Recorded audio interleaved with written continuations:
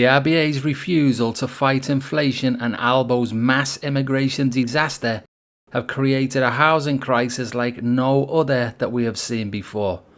Both of these things need to be addressed in 2026, because if they aren't, then there will most likely be very large and very angry mass protests in many Australian cities. The young Australians who have repeatedly been thrown under the bus to keep ALBO's Ponzi scheme from imploding in on itself have simply had enough. Inflation is currently sitting at 3.8% because the RBA is neglecting its duty of raising the cash rate to keep inflation between 2 and 3%. It is obvious that the RBA is not doing the right thing because they know how enormously fragile the fake housing Ponzi is right now. The current house prices are not real. They are simply a temporary overinflated illusion, guys. House prices have risen over 100% in many towns and cities since COVID, which remember would have crashed house prices in any normal operating environment that didn't include printing money, near zero cash rates, mass immigration, and government demand stimuli like negative gearing, capital gains tax discounts, a ridiculous taxpayer-funded 5% first home buyer guarantee scheme, and a desperate help to buy scam. If anything screams out panic from the Albanese regime, just look at that list.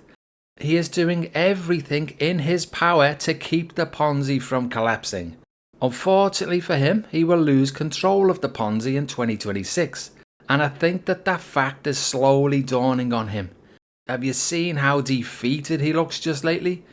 I wouldn't be surprised if he did the same thing as his New Zealand double, the phoniest of phonies Jacinda Ardern, and jump ship just before the proverbial really hits the fan. Now, I would also not be surprised if he moved to a different country after he gives up, just like his Kiwi double did, because he is probably going to be the most despised person in Australia, just like Jacinda is probably the most despised person in New Zealand. You can cynically pretend to be working for the working man and woman whilst at the same time making their lives much harder and making the lives of the rich so much richer for only so long, until eventually everybody starts catching on to what is really going on. And it is clear with ALBO that we are at that point in time right now.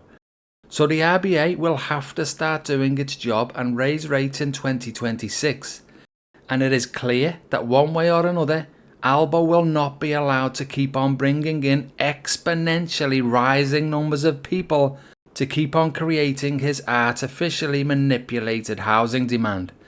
ALBO's secondary phony demand drivers will remain for now, like his negative gearing, capital gains tax discounts, the 5% first home buyer deposit scheme, and his help to buy scam. But the two main primary drivers of this Ponzi are interest rates and mass immigration. And when they go, look out below. Now, I would also say that there is one other, less talked about factor that is currently keeping house prices massively overinflated in places like Adelaide, Perth, and Brisbane. And that is the historically low number of listings.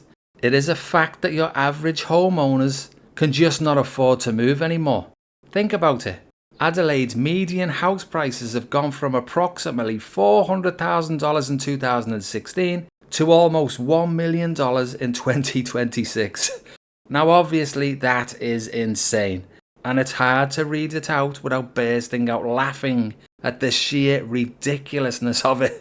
But think about what that jump does to people who used to want to move up the ladder.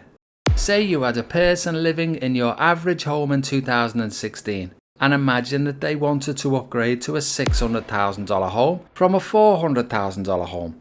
That's a 50% or $200,000 jump. But at today's average price of $1 million, the same upgrade would still be a 50% jump, but now that costs $500,000 and not just a mere $200,000, like as if that wasn't enough, which is just not feasible any longer.